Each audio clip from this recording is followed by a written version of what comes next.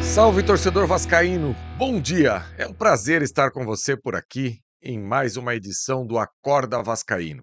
O Acorda Vascaíno agora que está de casa nova. Nos últimos 10 dias, o Acorda Vascaíno saiu do AV+, e veio aqui para o AV principal. E eu preciso de um favor seu. Deixe o seu like, compartilhe aí nas suas redes sociais, que é muito importante para que o nosso trabalho seja reconhecido e para que a plataforma possa entregar esse conteúdo aí para mais pessoas. E a gente sabe que falar para os vascaínos é algo que a gente gosta e principalmente tem muita responsabilidade. E ontem, depois de 7 meses, o presidente Pedrinho voltou a uma coletiva. Uma coletiva com mais de 30 profissionais credenciados, né, para poder fazer perguntas. E desde o início, me pareceu que o Pedrinho estava numa postura que sabia que seria muito cobrado, e não é para menos. E isso é o tema principal hoje do meu Acorda. Inclusive, ontem à noite, no News, estava presente aí com o Flávio e com o Sérgio, eu deixei claro isso, que o Pedrinho não pode ficar 7 meses sem comunicar com o torcedor. Num determinado momento, o Pedrinho começou a trazer algumas notícias e quem assistiu à entrevista sabe do que eu estou falando, de que vários posicionamentos estavam errados sobre salários de jogadores, sobre salários do Felipe, sobre negociações. E durante esse período todo, o Pedrinho sempre ficou levando porrada por vários e vários assuntos. E tanto ele quanto o Amodeu deixaram claro que eles não têm tempo para poder resolver essas questões. Agora, Pedrinho, será mesmo que você e a direção do Vasco não conseguem, principalmente para quando se trata de algum tipo de acusação?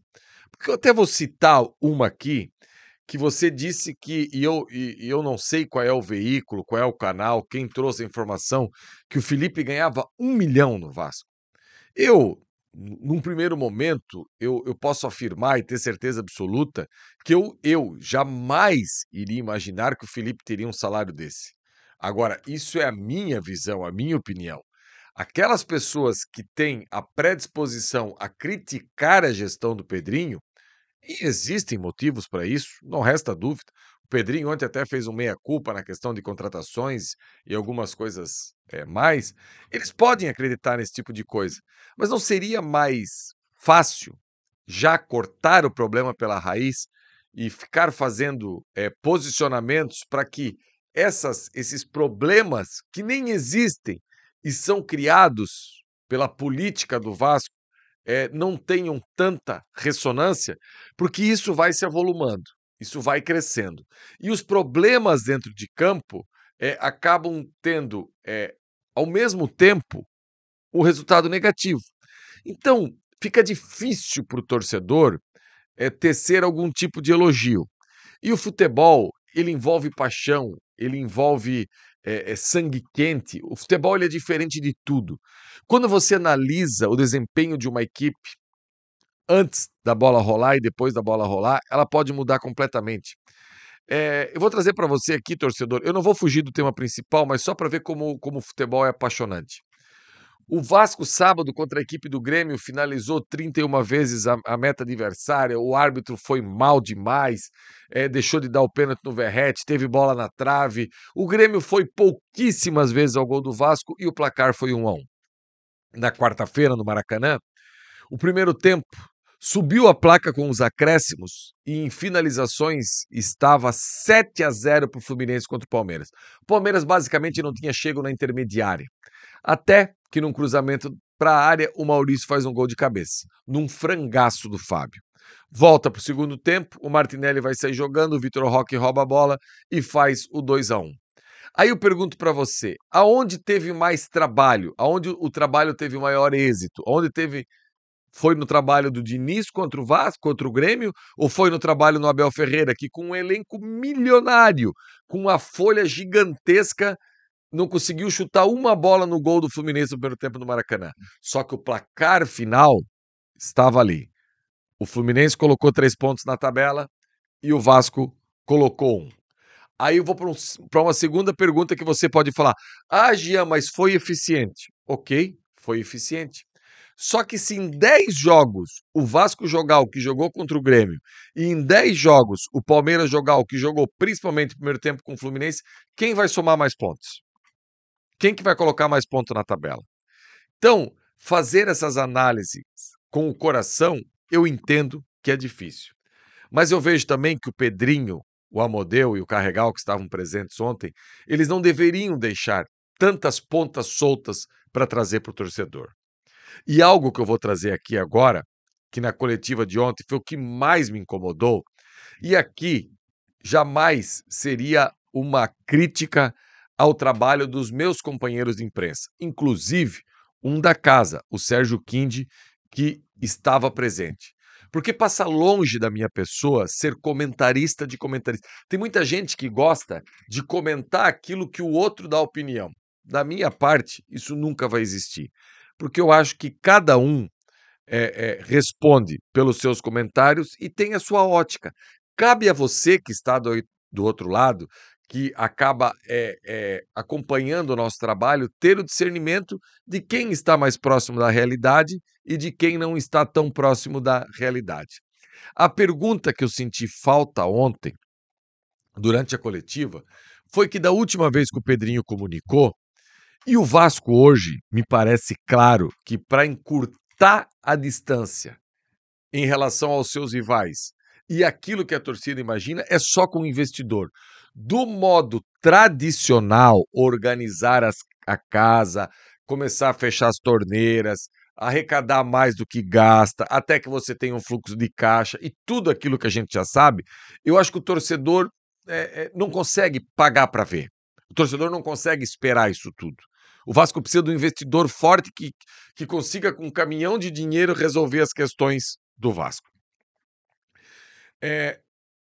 Partindo desse pressuposto que todo mundo quer ver um Vasco forte, eu acho que a pergunta que faltou foi: da última vez que você comunicou com o torcedor, você falou que tinha algumas NDAs assinadas, que são trocas de documentos para entender o cenário, de como vai ser a venda, de como não vai ser a venda. Alguma delas andou? Alguma delas está descartada? Não tem mais nenhuma em andamento? Existe mais de uma em andamento? Até porque o Carregal, esses dias, estava participando de um podcast e deixou claro que uma estava caminhando. Será que ela caminhou mais ainda em relação à última vez? Eu confesso que eu fiquei triste de não ouvir essa pergunta ontem. Foi falado sobre arbitragem. Pasmem, mais de um ano ainda vai para resolver, mesmo eles aceitando agora quem o Vasco indicou. Então, eu acho que esse detalhe faltou. Quanto às outras posições do Pedrinho, cada um interpreta da sua maneira. De algumas eu gostei, de outras eu não gostei. Vou falar uma para vocês aqui que eu não gostei. Por exemplo, quando ele fala que ele nunca prometeu trazer jogador de alto nível. Eu acho que isso não soa bem para aqueles que forem contratados. Porque num primeiro momento, todo jogador que é contratado por uma equipe de Série A de Campeonato Brasileiro, ele é um jogador de alto nível. Se ele vai performar mais ou menos, aí é uma outra história. Mas assim, no meio da coletiva também, foi meio que um escudo para dizer para o torcedor: não espere o Mbappé, o Vitinha, não espere, é outro tipo de jogador. Então, eu não gostei desse tipo de colocação do Pedrinho. Em outros momentos, quando ele fala da sua idoneidade, que ele não vai mentir para o torcedor, que ele vai ser transparente, só o fato de não ter bravata, eu já fico feliz também. Porque o Vasco a gente sabe que foi forjado nos últimos anos em muitas bravatas. E o Pedrinho em nenhum momento compactuou com esse tipo de bravata. Então, torcedor, basicamente o meu recado hoje aqui, nesse Acorda Vascaíno, é esse que eu acabei de falar para você aqui.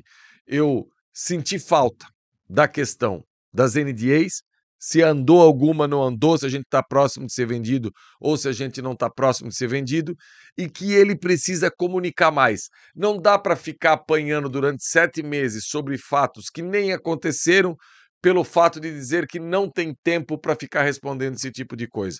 Eu acho que tem que tirar tempo, tem que comunicar, tem que resolver. Aquela história de gestão de crise, mesmo quando seja algo colocado que não tenha cabimento, eu acho que o Vasco tem que resolver o quanto antes para não virar essa bola. E torcer muito para que possa aparecer dinheiro novo, de alguma maneira, novos patrocinadores, como eles deixaram claro ontem que já conseguiram, mas eu acho que desse modo tradicional vai ser muito difícil a gente conseguir sair da maneira que a gente está.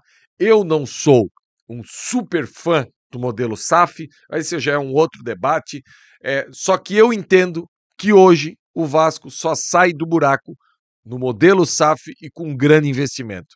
Qualquer outro modelo vai demandar um tempo que eu não sei se o torcedor do Vasco vai suportar. Beleza, torcedor? Deixa o dedão aí no like, daqui a pouco chega o Emerson Rocha com o BDG, hoje tem o Sextou, no sábado de manhã, Faísca tá on. Já vou adiantar aqui para vocês. Vou falar sobre a escalação do Inter, como que joga o Inter, como eu acho que o Vasco deveria jogar. Hugo Moura na zaga, é legal, não é? Mantém Jair, enfim. Falar um pouquinho aí dessa escalação no Faísca de sábado e conto com certeza com o like de vocês. Um abraço, um ótimo final de semana e a gente se esbarra aqui na programação do Atenção Vascaínos. Valeu, galera!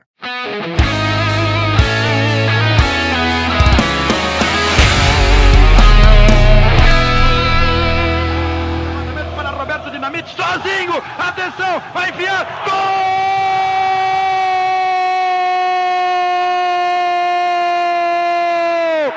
Que golaço maravilhoso do moço que mora em Caxias!